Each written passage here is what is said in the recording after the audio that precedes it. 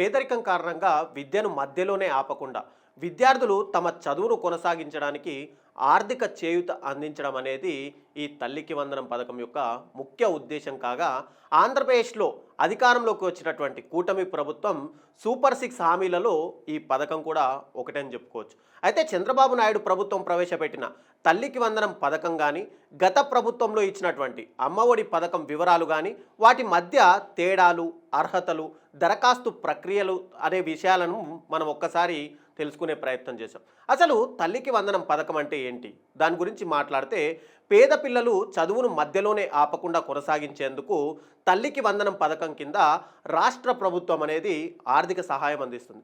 ఈ పథకం కింద అర్హులైన ప్రతి విద్యార్థికి ఏటా 15,000 రూపాయల ఆర్థిక సహాయాన్ని ప్రభుత్వం అందిస్తుంది. ఇక ప్రైవేట్ పాఠశాలలో చదివే విద్యార్థులకు కూడా ఇది ఖచ్చితంగా వర్తిస్తుంది. అయితే కుటుంబంలో ఎంతమంది పిల్లలు ఉంటే అంతమంది పిల్లలకు ఈ సహాయం అనేది అందిస్తారు. ఈ మొత్తాన్ని కూడా తల్లి యొక్క బ్యాంకు ఖాతాలో నేరుగా జమ చేసే అవకాశాలు ఉన్నాయి. ఇక తల్లికి వందనం పథకానికి అర్హతలేంటి అనే దాని గురించి మనం తెలుసుకుంటే దరఖాస్తుదారుడు ఖచ్చితంగా ఆంధ్రప్రదేశ్ రాష్ట్రానికి చెందినవాడై 1వ తరగతి నుంచి 12వ తరగతి వరకు ప్రభుత్వ లేదా ప్రభుత్వ గుర్తింపు పొందినటువంటి ప్రైవేట్ పాఠశాలల్లో ఖచ్చితంగా చదువుతుండాలి. ఇక విద్యార్థికి కనీసం 75% హాజరు తప్పనిసరిగా ఉండాలి అని చెప్పి ప్రభుత్వం నిబంధన అయితే పెట్టింది. ఇక విద్యార్థి తల్లి పేరు మీద ఖచ్చితంగా బ్యాంకు ఖాతా కూడా ఉండాలి. ఇక ఆర్థికంగా వెనుకబడిన కుటుంబాలకు చెందిన పిల్లలే ఈ పథకానికి అర్హులుగా ప్రభుత్వం కూడా తేల్చింది.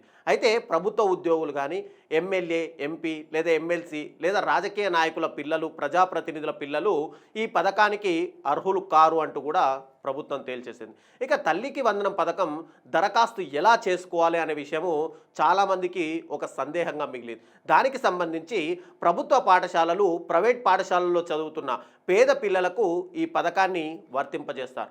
ఆయా పాఠశాలల నుంచి అక్కడ ఉన్నటువంటి పిల్లల డేటాను సేకరించి లబ్ధిదారులను నేరుగా బ్యాంకు ఖాతాల్లో 15,000 జమ చేయడం అనేది ప్రభుత్వ లక్ష్యం. ఇక పాఠశాల ప్రధానోపాధ్యాయుడిని సంప్రదించి ఈ పథకం కింద మనం పేరు కూడా నమోదు చేసుకోవచ్చు.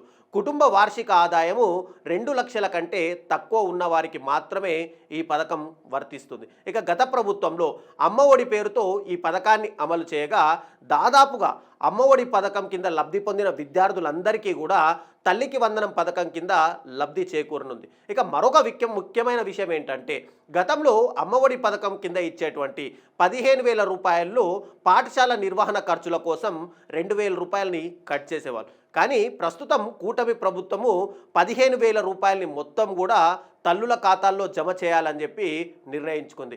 ఇక ఈ పథకానికి సంబంధించి గతంలో ఉన్నటువంటి అమ్మఒడి కానీ తల్లికి వందనానికి సంబంధించి ఒకసారి మనము ఏం జరిగింది అనేది మనం మాట్లాడుకుంటే ఇక్కడ ప్రవేశపెట్టినటువంటి ప్రభుత్వము వైఎస్ఆర్సీపీ ప్రభుత్వం ప్రవేశపెట్టినటువంటి అమ్మఒడి పథకము ఇక్కడ కూటమి ప్రభుత్వానికి సంబంధించి రెండింటికి మధ్య వ్యత్యాసం చూసుకుంటే కనుక పథకం ఉద్దేశం ఏంటంటే విద్యార్థులను డ్రాప్అవుట్స్ కాకుండా నిరోధించడం అనేది ఈ పథకం యొక్క ముఖ్య ఉద్దేశం. ఏది వైఎస్ఆర్సీపీ ప్రభుత్వంలో చేసినటువంటి అమ్మఒడికి సంబంధించి.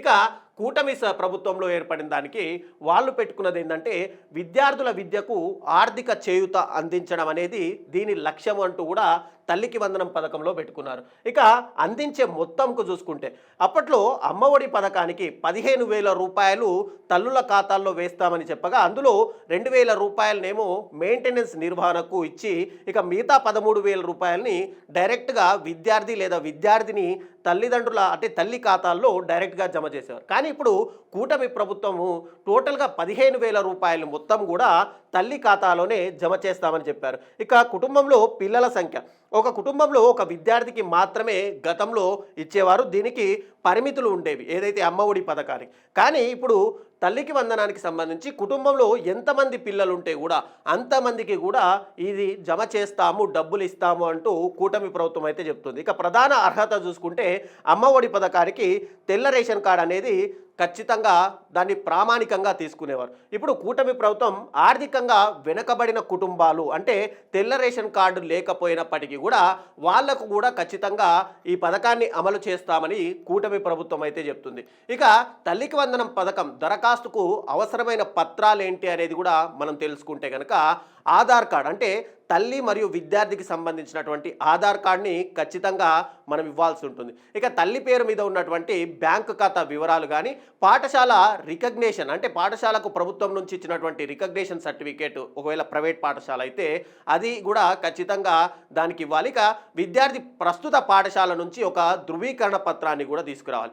ఇక ఆదాయ ధృవీకరణ పత్రం, ఆ కుటుంబానికి ఎంత ఆదాయం వస్తుంది, వార్షిక ఆదాయం అనేది. ఇక అడ్రస్ ప్రూఫ్, విద్యార్థి హాజరు వివరాలు, పాస్పోర్ట్ సైజ్ ఫోటోలు, విద్యార్థి మరియు అతని తల్లికి సంబంధించిన పాస్పోర్ట్ సైజ్ ఫోటోను కూడా ఖచ్చితంగా దరఖాస్తుకు అయితే పొందుపరచాలి. ఇక తల్లికి వందనం పథకం ద్వారా ప్రయోజనం పొందాలంటే విద్యార్థి తల్లి బ్యాంకు ఖాతాకు ఖచ్చితంగా ఆధార్ కార్డుతో అనుసంధానం అంటే ఎన్పిసిఐ అనేది తప్పనిసరి. సంబంధిత బ్యాంకుకు వెళ్ళి ఈ ప్రక్రియను పూర్తి చేసుకోవచ్చు, లేదా నెట్ బ్యాంకింగ్ కానీ మొబైల్ యాప్ ద్వారా కూడా ఆధార్ను లింకు చేసుకునే అవకాశం కూడా మనకు ఖచ్చితంగా ఉంది. ఇక మీ సేవా కేంద్రాల ద్వారా కూడా ఈ ప్రక్రియను అనేది మనం పూర్తి చేసుకోవాలి. ఇక ఎన్పిసిఐ లింకును అయ్యిందో లేదో కూడా మీ సేవా కేంద్రాల ద్వారా చెక్ చేసుకోవచ్చు. ఉదాహరణకు ఎన్పిసిఐ అధికారిక వెబ్సైట్ అయినటువంటి www.npciorg.in ద్వారా కూడా ఎప్పటికప్పుడు చెక్ చేసుకునే అవకాశం ఉంది. ఇక బ్యాంకు ఖాతాలో ఆధార్ను లింక్ చేయడం వల్ల లబ్ధిదారుల గుర్తింపు అనేది కూడా ఖచ్చితంగా తేలిగ్గా ఉంటుంది.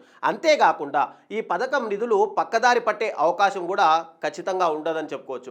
పథకం పారదర్శకంగా అమలు చేసేందుకే వెసులుబాటు కలుగుతుందని చెప్పి కూడా అధికారులు చెప్తున్నారు. దీంతో పాటు తల్లి వారి పిల్లల వివరాలను హౌస్ హోల్డ్ డేటాబేస్లో నమోదు చేయించాలి. హౌస్ హోల్డ్లో కూడా ఈ కేవైసీ అనేది ఖచ్చితంగా చేయాలి. ఇక విద్యార్థి తల్లి బ్యాంక్ అకౌంట్కు ఈ కేవైసీ ప్రక్రియ కూడా ఖచ్చితంగా పూర్తి చేసి ఉండాలి. అయితే తల్లికి వందనం స్కీమ్ ఎంపిక ప్రక్రియ ఎలా జరుగుతుంది అనే దాని గురించి మనం మాట్లాడితే, దరఖాస్తుదారులు సమర్పించిన పత్రాలను పరిశీలించి వాటి ఆధారంగా అర్హత ప్రమాణాలు అనేది గుర్తిస్తారు.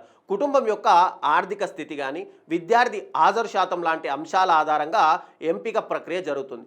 అర్హులైన తల్లుల బ్యాంకు ఖాతాలను నేరుగా ఈ 15,000 రూపాయలు అనేది జమ చేస్తారు. ఇక అమ్మఒడి పథకానికి, తల్లికి వందనం పథకాలకు సంబంధించి తేడాల్ని మనం ఇందాకనే మాట్లాడుకున్నాం. ఈ రెండు పథకాలు కూడా విద్యార్థులకు ఆర్థిక సహాయం అందించడమే ప్రధాన లక్ష్యంగా పెట్టుకున్నప్పటికీ కూడా కొన్ని ముఖ్యమైన తేడాలు మాత్రం మనకు ఖచ్చితంగా కనిపిస్తాయి.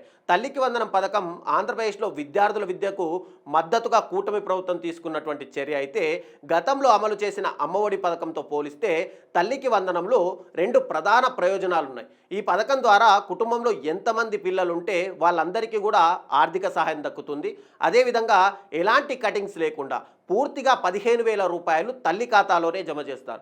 ఈ పథకం రాష్ట్రంలో విద్యాభివృద్ధికి కానీ, పేద విద్యార్థుల ఉన్నత చదువులకు కూడా ఎంతగానో తోడ్పడుతుందని చెప్పి ప్రభుత్వం అయితే ఆశిస్తుంది. ఇక దరఖాస్తు ప్రక్రియకు సంబంధించిన పూర్తి వివరాలను కూడా త్వరలో విడుదల కానుండగా, తెల్ల రేషన్ కార్డు లేని వారికి కానీ, 300 యూనిట్ల విద్యుత్ వినియోగించని వారిని, కారు కలిగి ఉన్న వారిని, అర్బన్ ప్రాంతంలో 1000 చదరపు అడుగులు భూమి ఏదైతే కలిగి ఉన్న వారికి ఈ పథకం అందడం లేదు.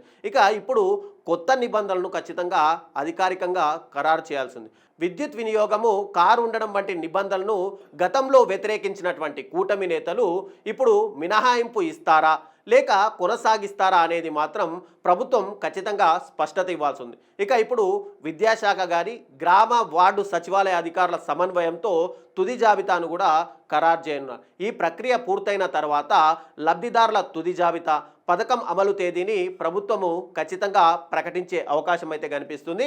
ఒకవైపు చంద్రబాబు నాయుడు పాఠశాలలు తెరిచే లోపే ఈ పథకం అమలు చేస్తాము, వాళ్ళకు అకౌంట్లో వేస్తామని చెప్పినప్పటికీ కూడా దీనికి మరికొంత సమయం పట్టే అవకాశాలు అయితే ఖచ్చితంగా కనిపిస్తున్నాయి.